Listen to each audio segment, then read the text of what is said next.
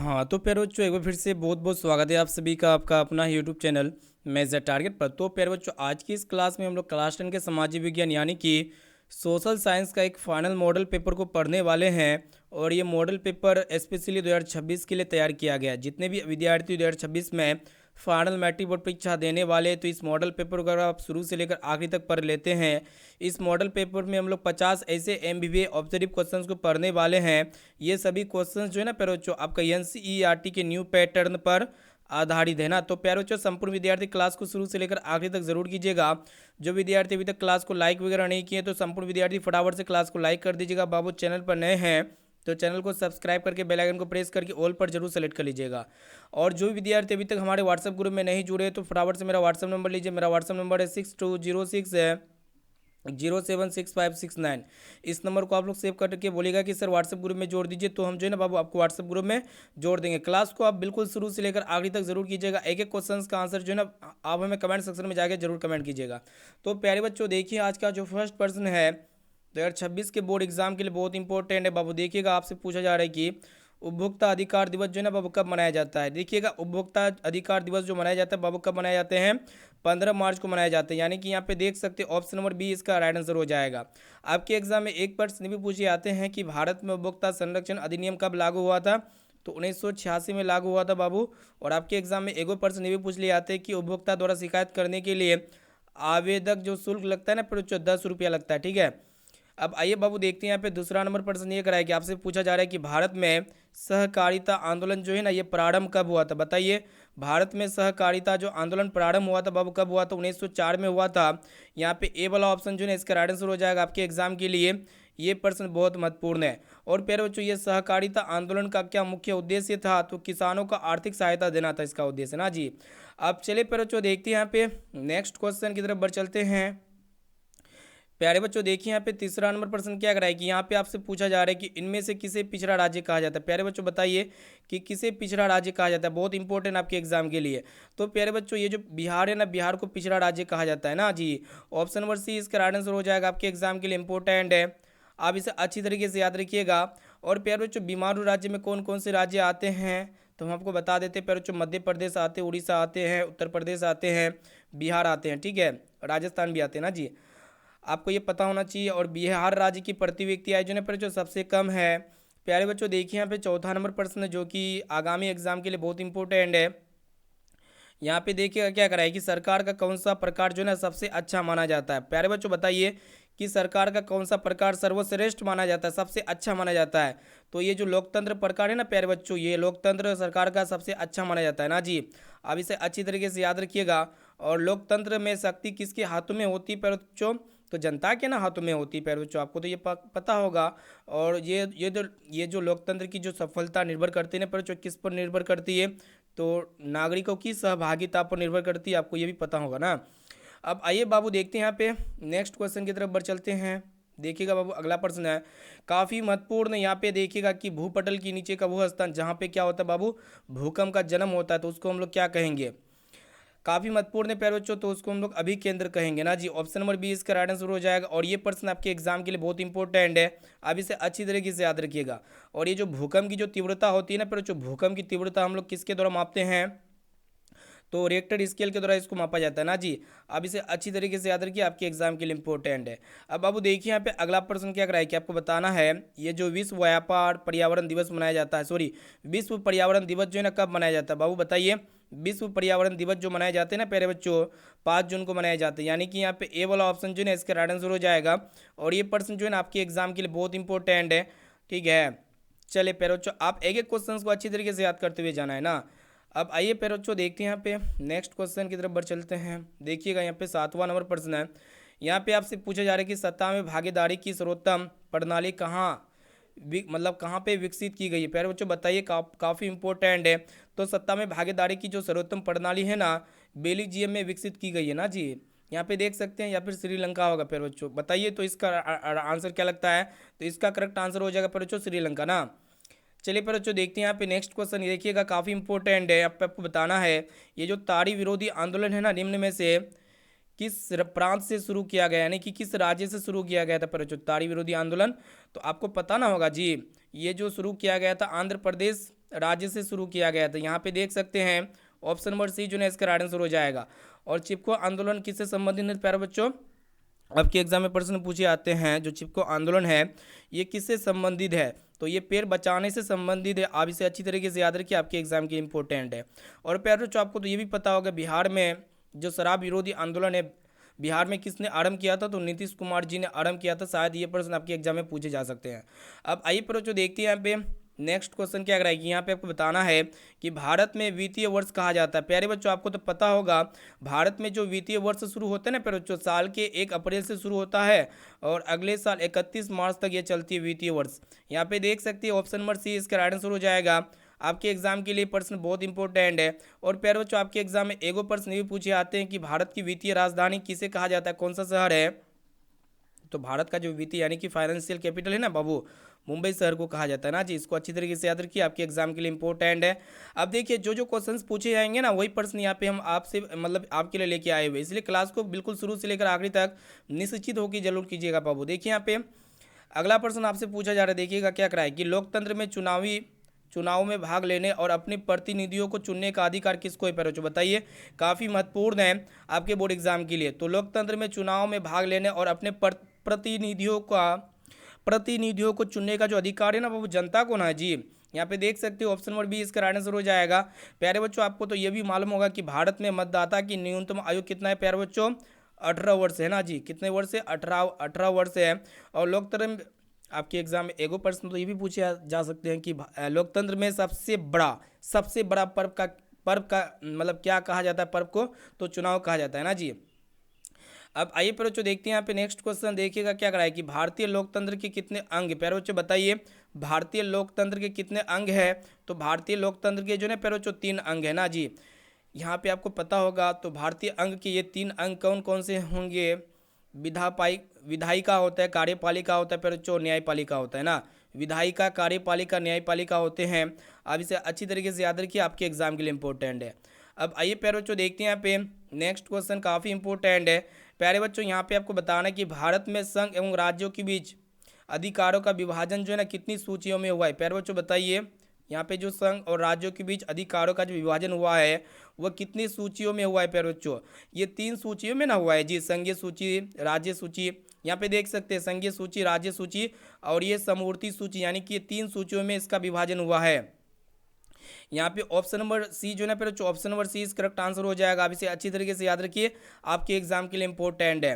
अब आइए बच्चों देखते हैं यहाँ पे नेक्स्ट क्वेश्चन। यहाँ पे देखिएगा क्या कराए कि वर्तमान में नेपाल की शासन प्रणाली, फिर बच्चों बताइए। तो देखिए वर्तमान में नेपाल की जो शासन प्रणाली है ना फिर बच्चों लोकतंत्रात्मक है, यानी कि यहाँ पे ए वाला ऑप्शन इसका राइट आंसर हो जाएगा। और नेपाल में पहले किस प्रकार की शासन प्रणाली थी? तो राजतंत्रात्मक, मतलब राजतंत्र थी। ठीक है प्यारे बच्चों, अभी वर्तमान में अगर देखा जाए तो लोकतंत्रात्मक है। आपको ये पता होगा प्यारे बच्चों, आपके एग्जाम के लिए इंपॉर्टेंट है। चलिए प्यारे बच्चों देखते हैं यहाँ पे नेक्स्ट क्वेश्चन की तरफ बढ़ चलते हैं। तो प्यारे बच्चों देखिए यहाँ पे अगला प्रश्न काफ़ी महत्वपूर्ण है जी। देखिएगा आपसे ये पूछा जा रहा है कि संघीय व्यवस्था में सरकार होती है। प्यारे बच्चों बताइए संघीय व्यवस्था में जो सरकार होती है ना प्यारे बच्चों दोहरी सरकार होती है, यानी कि यहाँ पे ए वाला ऑप्शन जो है ना इसका राइट आंसर हो जाएगा। आपके एग्जाम के लिए इंपॉर्टेंट है। और देखिए दोहरी सरकार का अर्थ क्या होता है कि जिसमें केंद्र और राज्य दोनों की अपनी अपनी सरकार हो प्यारे बच्चों ना जी। देखिए बाबू अगला प्रश्न आपसे पूछा जा रहा है कि 1971 में आम चुनाव में सत्तारूढ़ कांग्रेस ने नारा दिया था, मतलब कौन सा नारा लगाया था प्यारे बच्चों? आपको तो पता होगा गरीबी हटाओ का नारा लगाया था, यानी कि यहाँ पे जो है प्यारे बच्चों ए वाला ऑप्शन इसका राइट आंसर हो जाएगा। और ये भी प्रश्न आपके एग्जाम के लिए इंपॉर्टेंट है। और ये गरीबी हटाओ का नारा किसने दिया था प्यारे बच्चों? इंदिरा गांधी जी ने दिया था। किसने दिया था बाबू? तो आप लोग याद रखिएगा, इंदिरा गांधी जी ने दिया था प्यारे बच्चों ना। आपके एग्जाम के लिए इंपॉर्टेंट और पूछे भी आते हैं, ठीक है। और प्यारे बच्चों यहाँ पे जो विद्यार्थी चैनल को सब्सक्राइब वगैरह नहीं ना किया तो चैनल को सब्सक्राइब कर ही दीजिएगा और साथ में क्लास को लाइक करते हुए चलिएगा प्यारे बच्चों ना, क्योंकि इंपॉर्टेंट क्लास हो रही है प्यारे बच्चों, काफ़ी इंपॉर्टेंट क्लास हो रही है। देखिए प्यारे बच्चों अगला प्रश्न ये कराया कि आपको बताना है कि मनरेगा कार्यक्रम के नाम के साथ किस व्यक्ति का नाम जोड़ा गया है? बहुत इंपॉर्टेंट प्यारे बच्चों। देखिए मनरेगा कार्यक्रम के नाम के साथ जो है ना प्यारे बच्चों ये महात्मा गांधी जी जो है ना इन्हीं का नाम जुड़ा गया है ना जी। ऑप्शन नंबर डी इसका राइट आंसर हो जाएगा। आपके एग्जाम के लिए इंपॉर्टेंट है, इसे आप अच्छी तरीके से याद रखिएगा। मनरेगा अब जो है ना प्यारे बच्चों मनरेगा, ये जो मनरेगा है प्यारे बच्चों अब हम लोग किस नाम से जानते हैं? तो मनरेगा के नाम से जानते हैं ना। और नरेगा के अंतर्गत कितने दिनों का रोजगार की गारंटी होती है? तो 100 दिनों का ना होता है जी, 100 दिनों का होता है। प्यारे बच्चों देखिए यहाँ पे अगला प्रश्न आपसे पूछा जा रहा है कि भारत में योजना आयोग का गठन जो हुआ था ना प्यारे बच्चों, कब किया गया था? बाबू बताइए, काफ़ी इंपॉर्टेंट प्रश्न है। तो 15 मार्च 1950 में किया गया था जी ना। ऑप्शन नंबर ए इसका राइट आंसर हो जाएगा, आपके एग्जाम के लिए इंपॉर्टेंट है, इसे आप अच्छी तरीके से याद रखिएगा। और ये योजना आयोग को किसने भंग किया था प्यारे बच्चों? तो प्रधानमंत्री नरेंद्र मोदी ने किया था। और योजना आयोग आयोग के स्थान पे कौन सा नया आयोग बना? तो नीति आयोग बना ना जी, आपको तो ये मालूम होगा। अब आइए प्यारे बच्चों देखते हैं यहाँ पे नेक्स्ट क्वेश्चन क्या कराए कि आपको बताना है कि प्लास्टिक मुद्रा है। तो प्यारे बच्चों प्लास्टिक मुद्रा एक प्रकार का क्या होता है बाबू? एटीएम कार्ड ना होते जी। ऑप्शन नंबर ए इसका राइट आंसर हो जाएगा, आपके एग्जाम के लिए इंपॉर्टेंट, इसे अच्छी तरीके से याद रखिएगा। और एटीएम का फुल फॉर्म क्या होते हैं? ऑटोमेटिक टेलर मशीन होते हैं, यानी कि स्वचालित टेलर मशीन होते हैं। आप कह सकते हैं डेबिट कार्ड या क्रेडिट कार्ड जो होता है ना बच्चों, ये किस प्रकार का मुद्रा होते हैं? तो प्लास्टिक मुद्रा होते हैं ना जी। अब आइए बच्चों देखिए यहाँ पे नेक्स्ट क्वेश्चन, काफ़ी महत्वपूर्ण है प्यारे बच्चों, देखिएगा क्या कराएगी, आपको बताना है कि भारत की वित्तीय राजधानी किसे कहा जाता है? तो आपको तो पहले बताया प्यारे बच्चों, मुंबई शहर को जो है ना भारत की वित्तीय राजधानी कहा जाता है, आपको ये मालूम होगा जी ना। और मुंबई किस राज्य की राजधानी है? तो महाराष्ट्र की ना राजधानी है बाबू। अब आइए प्यारे बच्चों देखते हैं यहाँ पे नेक्स्ट क्वेश्चन क्या कराए कि भारत का प्रथम तेल शोधक कारखाना जो है ना प्यारे बच्चों, ये कहाँ पे स्थित है बताइए? तो ये जो है ना प्यारे बच्चों प्रथम यहाँ पे बात किया जा रहा है, प्रथम तेल शोधक कारखाना डिगबोई में है ना स्थित है प्यारे बच्चों। डिगबोई कहाँ पे किस राज्य में स्थित है? तो असम में स्थित है। अगर बात किया जाए कि भारत में दूसरा प्रमुख तेल शोधक कारखाना कहाँ पे प्यारे बच्चों? ब्रोनी में है, ब्रोनी में बिहार में है। प्यारे बच्चों देखिए यहाँ पे अगला प्रश्न आपसे पूछा जा रहा है कि बाजार का स्वरूप विश्वव्यापी किस क्रांति के बाद हुआ? काफ़ी महत्वपूर्ण है, बताइए। तो ये जो है ना फिर जो औद्योगिक क्रांति के बाद हुआ था। यहाँ पे जो है ना फिर जो ऑप्शन नंबर ए इसका करेक्ट आंसर हो जाएगा, आप इसे अच्छी तरीके से याद रखिएगा। और ये औद्योगिक क्रांति की जो शुरुआत हुई थी ना फिर जो मतलब कहाँ से हुई थी? तो इंग्लैंड से हुई थी ना जी, इंग्लैंड से हुई थी। अब आइए फिर जो देखते हैं यहाँ पे नेक्स्ट क्वेश्चन, काफ़ी महत्वपूर्ण है। यहाँ पे आपसे पूछा जा रहा है कि कागज़ का आविष्कार जो है ना किस देश में हुआ था? काफ़ी इंपॉर्टेंट है। तो चीन देश में ना हुआ था जी। यहाँ पे ए वाला ऑप्शन इसका राइट आंसर हो जाएगा। और ये कागजी मुद्रा का भी आविष्कार किस देश में हुआ था प्यारे बच्चों? तो चीन देश में हुआ था, आपके एग्जाम के लिए इंपॉर्टेंट है। प्यारे बच्चों देखिए यहाँ पे अगला प्रश्न आपको बताना है कि नेपोलियन संहिता किस वर्ष लागू की गई? नेपोलियन संहिता जो है ना बाबू, ये किस वर्ष लागू की गई थी? तो 1804 में लागू की गई थी, जो कि यहाँ पे ऑप्शन नंबर डी में आपका दिया हुआ है। यहाँ पे ऑप्शन नंबर डी इसका राइट आंसर हो जाएगा। अब चलिए बच्चों देखते हैं यहाँ पे नेक्स्ट क्वेश्चन की तरफ बढ़ चलते हैं। उससे पहले जो विद्यार्थी अभी तक क्लास को लाइक वगैरह नहीं किए तो फटाफट से क्लास को लाइक करते हुए चलिएगा। बाबू देखिए यहाँ पे अगला प्रश्न क्या रहेगी, आपको बताना है कि भारत में सबसे बड़ा लौह अयस्क उत्पादक राज्य कौन सा है? काफ़ी इंपॉर्टेंट है। तो पेरोचो भारत में सबसे बड़ा लौह अयस्क उत्पादक राज्य जो है ना पेरोचो कौन सा है? तो उड़ीसा है ना जी। ऑप्शन नंबर डी इसका राइट आंसर हो जाएगा, आपके एग्जाम के लिए इंपॉर्टेंट है, इसे आप अच्छी तरीके से याद रखिएगा। अब देखिए जो प्रश्न आपसे मतलब पूछे जाते हैं आपके एग्जाम में ना, वही प्रश्न हम आपको बता रहे हैं। और भारत में लौह इस्पात उद्योग कहाँ पे स्थित है?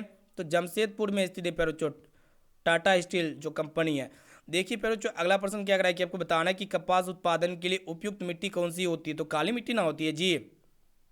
कौन सी मिट्टी होती है बाबू? काली मिट्टी। यहाँ पे देखिएगा ऑप्शन नंबर बी इसका राइट आंसर हो जाएगा। और काली मिट्टी को हम लोग किस नाम से जानते हैं पेरोचो? तो रेगुर मिट्टी के नाम से जानते हैं ना पेरोचो। कौन सी मिट्टी के नाम से जानते हैं? काली मिट्टी को हम लोग रेगुर मिट्टी के नाम से जानते हैं, आपको ये मालूम होगा शायद, इसे अब अच्छी तरीके से याद रखिएगा बाबू, ठीक है। चलिए पेरोचो बहुत बढ़िया जी। अब देखते हैं यहाँ पे नेक्स्ट क्वेश्चन क्या कराए कि यहाँ पे आपको बताना है कि बॉक्साइट का उपयोग जो है ना किस उद्योग में होता है? बाबू बताइए। ये बॉक्साइट का उपयोग जो होता है ना पर जो एल्यूमिनियम उद्योग में होता है ना जी। ऑप्शन नंबर डी इसका राइट आंसर हो जाएगा। और ये एल्यूमिनियम बनाने के लिए कौन सी धातु आवश्यक होती है? तो बॉक्साइट आवश्यक होती है ना जी। Option number D is correct answer. चलिए बच्चों बहुत बढ़िया जी, अच्छी तरीके से याद करते हुए चलेगा ना सभी क्वेश्चंस को। काफ़ी महत्वपूर्ण क्वेश्चंस यहाँ हम आपको बता रहे हैं। बच्चों देखिए यहाँ पे अगला प्रश्न ये कराएगी। प्यारे बच्चों आपको बताना है कि श्रीलंका के बहुसंख्यक समुदाय की भाषा क्या है? तो बहुसंख्यक समुदाय की भाषा है ना बच्चों श्रीलंका में, सिन्हली भाषा बोली जाती है बच्चों, सिन्हली भाषा। यहाँ पे देखिएगा ऑप्शन नंबर सी इस करेक्ट आंसर हो जाएगा। अच्छी तरीके से याद रखिएगा, आपके एग्जाम के लिए इंपॉर्टेंट है। प्यारे बच्चों देखिए यहाँ पे क्या कराए कि यहाँ पे आपको बताना है कि एक अर्थव्यवस्था को ये किस क्षेत्र को सेवा क्षेत्र कहा जाता है? सेवा क्षेत्र जो है ना बच्चों तृतीय क्षेत्र को ना जी कहा जाता है। यहाँ पे सेवा क्षेत्र तृतीय क्षेत्र को कहा जाता है। और ये तृतीय क्षेत्र में कौन कौन से काम आते हैं? तो बैंकिंग आते हैं प्यारे बच्चों, शिक्षा आते, परिवहन आते हैं ना जी। अब आइए प्यारे बच्चों देखते हैं यहाँ पे नेक्स्ट क्वेश्चन जो कि बहुत इंपॉर्टेंट है। बाबू देखिए यहाँ पे अगला प्रश्न ये कराया कि आपको बताना है कि विश्व व्यापार संगठन की स्थापना कब हुई थी।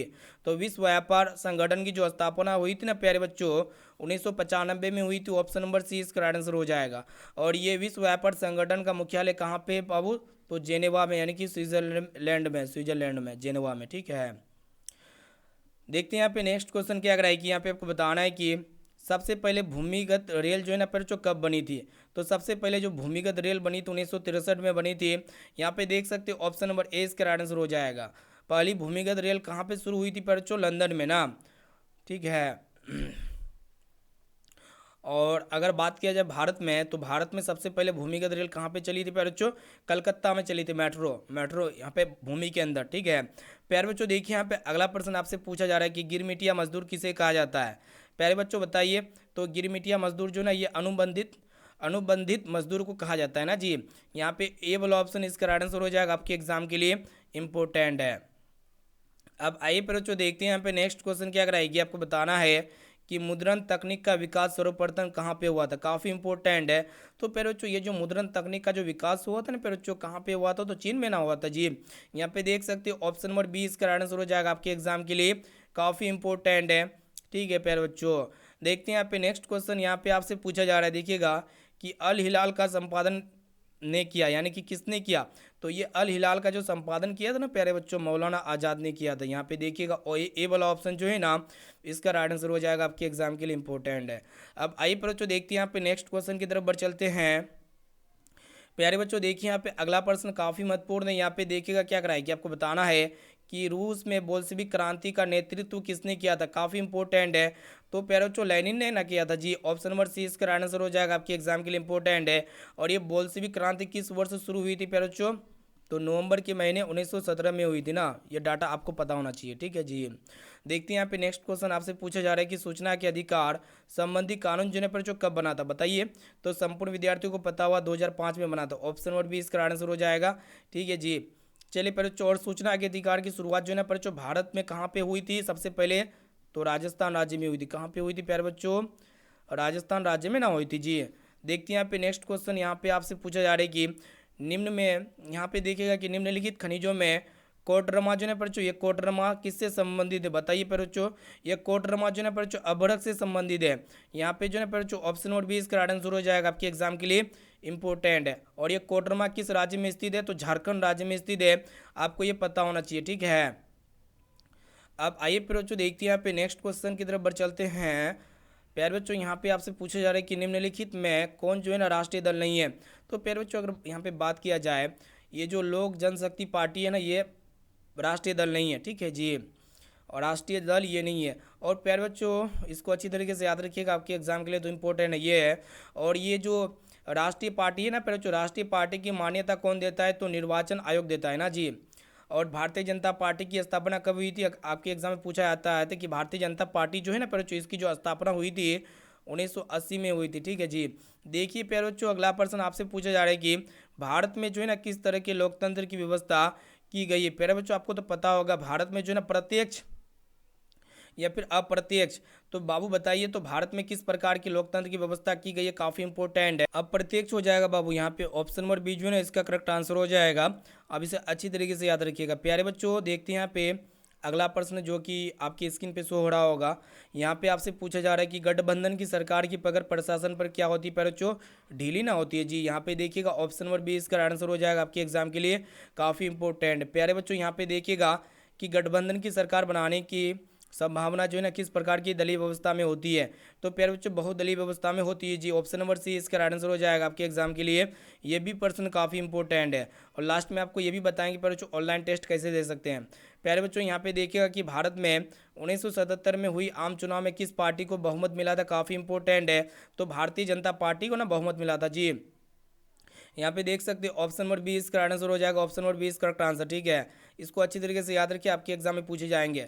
प्यारे बच्चों देखिए यहाँ पे आपसे पूछा जा रहा है कि भारतीय संविधान की 8वीं अनुसूची में कितनी भाषाओं को स्थान दिया गया है बाबू, तो बताइए। तो 22 भाषाओं को जो है ना स्थान दिया गया है। अब आइए बच्चों देखते हैं यहाँ पे नेक्स्ट क्वेश्चन। यहाँ पे आपसे पूछा जा रहा है कि भारतीय उपभोक्ता संरक्षण मतलब संरक्षण अधिनियम की घोषणा कब हुई थी? काफ़ी इंपॉर्टेंट है, तो 1986 में हुई थी। यहाँ पे देखिएगा प्यारे बच्चों, ऑप्शन नंबर ए इसका करेक्ट आंसर हो जाएगा। आपके एग्जाम में ये भी प्रश्न पूछे जाते हैं। अब आइए प्यारे बच्चों देखते हैं यहाँ पे नेक्स्ट क्वेश्चन, जो कि अत्यंत ही महत्वपूर्ण क्वेश्चंस हम आपको बता रहे हैं। और उससे पहले जो भी विद्यार्थी क्लास को लाइक वगैरह नहीं ना किए हैं, तो क्लास को जल्दी से फटाफट से क्लास को लाइक कर दीजिएगा। यहाँ पे सन 2008 से 9 के अनुसार भारत की जो औसत प्रति व्यक्ति आई थी ना बाबू, कितनी थी? तो 25,494 रुपये थी, जो कि यहाँ पे देख सकते हो ऑप्शन नंबर बी इसका आंसर हो जाएगा। ठीक है, अब आइए बच्चों देखते हैं यहाँ पे आधुनिक युग की प्रगति का श्रेय जो है ना मुद्रा को ही है। और ये कथन जो है ना बच्चों किनका है, तो आपको पता होगा शायद। अगर नहीं पता है तो यहाँ पे देखिएगा प्राउथर का है बाबू। यहाँ पे ऑप्शन नंबर डी इस करेक्ट आंसर हो जाएगा आपके एग्जाम में। ये भी प्रश्न है, काफ़ी इंपॉर्टेंट है। यहाँ पे देखिएगा कि एटीएम के द्वारा पैसे निकाले और जमा किए जा सकते हैं तो 24 घंटे बाबू। ठीक है, आपको ये शायद मालूम होगा, अच्छी तरीके से याद करते हुए जाइएगा। और एटीएम कार्ड कितने प्रकार के होते हैं? तो 2 प्रकार के होते हैं, डेबिट कार्ड होते हैं प्यारे बच्चों और क्रेडिट कार्ड होते हैं ना जी। चलिए प्यारे बच्चों देखते हैं यहाँ पे नेक्स्ट क्वेश्चन की तरफ बढ़ चलते हैं। अगला प्रश्न देखिएगा प्यारे बच्चों, आपसे पूछा जा रहा है, काफ़ी इंपॉर्टेंट है कि ये जो आउटसोर्सिंग है ना बच्चों, आउटसोर्सिंग का सर्वप्रथम मतलब सर्व प्रमुख क्षेत्र है। तो आउटसोर्सिंग का जो सर्व प्रमुख क्षेत्र है प्यारे बच्चों क्या है, कौन सा है? तो आपको मालूम होगा भारत है। यहाँ पे देख सकते हो ऑप्शन नंबर ए इसका आंसर हो जाएगा। प्यारे बच्चों देखिए यहाँ पे अगला प्रश्न जो कि काफ़ी इंपॉर्टेंट है। यहाँ पे आपसे पूछा जा रहा है कि आईएसआई चयन का मतलब यहाँ पे क्या करा है कि अंकित है। आईएसआई चिन्ह जो होता है ना बच्चों, आईएसआई चिन्ह, ये आईएसआई चिन्ह जो होते हैं ये अंकित किसकी मतलब किस पर होते हैं, कितने उत्पादों पर होते हैं? तो 1500 उत्पादों पर होते हैं। देख सकते हैं यहाँ पे ए वाला ऑप्शन इसका आंसर हो जाएगा। और ये आईएसआई का फुल फॉर्म क्या होता है बच्चों? इंडियन स्टैंडर्ड इंस्टीट्यूशन होते हैं। ठीक है, आपको ये मालूम होगा। और ये आईएसआई चिन्ह किस उत्पादों पर जरूरी होती है? जो भी इलेक्ट्रॉनिक या फिर औद्योगिक उत्पाद होता है ना, उसके लिए जरूरी होती है। तो प्यारे बच्चों यहाँ पे काफ़ी महत्वपूर्ण ऑब्जर्व क्वेश्चंस पढ़ा चुके हैं। ठीक है, और मॉडल पेपर यहाँ पे सोल्व किए फाइनल एग्जाम के लिए। और इनके साथ साथ आप लोग बताइए SW क्वेश्चंस का आंसर क्या लगता है? 3 कटिया प्रणाली किन पर लागू हुआ था? उद्योगपति पर या फिर व्यापारियों पर या फिर श्रमिकों पर या फिर किसानों पर ना। और यहाँ पे हम आपको बता देते हैं कि ऑनलाइन टेस्ट कैसे दे सकते हैं। तो पहले जो ऑनलाइन टेस्ट देने के लिए जो है ना आपको गूगल पे क्या सर्च करना पड़ेगा? पहले जो आस्क टॉपर सर्च करना पड़ेगा। ठीक है, यहाँ पे ASKTOPPER.in AskTopper.in सर्च कीजिएगा। यहाँ पे थोड़ा जूम इन करके बता देते हैं। आस्क टॉपर जैसे सर्च कीजिएगा ना प्यारे बच्चों, कुछ इस प्रकार का इंटरफेस आपको दिखेगा। एक मिनट बाबू, यहाँ पे एक मिनट, यहाँ पे आपको क्या सर्च करना है? AskTopper.in सर्च करना है। तो आपको जो है ना पहले जो नीचे स्क्रॉल डाउन करना है और ये वाला लिंक जैसे दिखेगा ना AskTopper.in होम, इसमें आपको क्लिक कर देना है। ठीक है, तो ऑनलाइन टेस्ट को देने के लिए आपको क्या करना पड़ेगा? यहाँ पे देख सकते हैं टेस्ट चल रहा है यहाँ पे फिजिक्स का, इसमें आपको क्लिक कर देना है। इस तरह का विज्ञापन आएगा तो उसको क्लोज करके आगे बढ़ जाना है। फिर नीचे की तरफ आइएगा बाबू, यहाँ पे देखिएगा स्टार्ट के बटन पे क्लिक कर दीजिएगा ऑनलाइन टेस्ट देने के लिए। यहाँ पे आपको अपना नाम डालना है। ठीक है, यहाँ पे आप अपना नाम जैसे डालिएगा ना प्यारे बच्चों, उसके बाद नेक्स्ट के बटन पे क्लिक कीजिएगा। और यहाँ पे देख सकते हैं प्रश्न आपकी स्क्रीन पे शो हो रहा होगा। इसका जो भी आंसर लगता है उसमें क्लिक करके नेक्स्ट के बटन पे क्लिक कीजिएगा। इसका जो भी आंसर लगता है उसमें क्लिक करके नेक्स्ट के बटन पे क्लिक करते हुए जाइएगा ना। तो इस तरह ऑनलाइन टेस्ट दिया जाता है। टोटली यहाँ पे 66% मिलेंगे। ठीक है, तो इस तरह आप ऑनलाइन टेस्ट दे सकते हैं। और इनके साथ साथ जो विद्यार्थी अभी तक क्लास को लाइक वगैरह नहीं किए हैं, तो संपूर्ण विद्यार्थी फटाफट से क्लास को लाइक कर दीजिए पर और चैनल पर नए हैं तो चैनल को सब्सक्राइब कर लीजिएगा ना जी। चलिए पर फिर मिलेंगे अगले क्लास में। व्हाट्सएप ग्रुप में जुड़ने के लिए 6206076569 इस नंबर को सेव करके बोलिएगा कि सर व्हाट्सएप ग्रुप में जोड़ दीजिए, तो हम जो है ना प्यारे बच्चों आपको व्हाट्सएप ग्रुप में जोड़ देंगे। तो प्यारे बच्चों थैंक यू।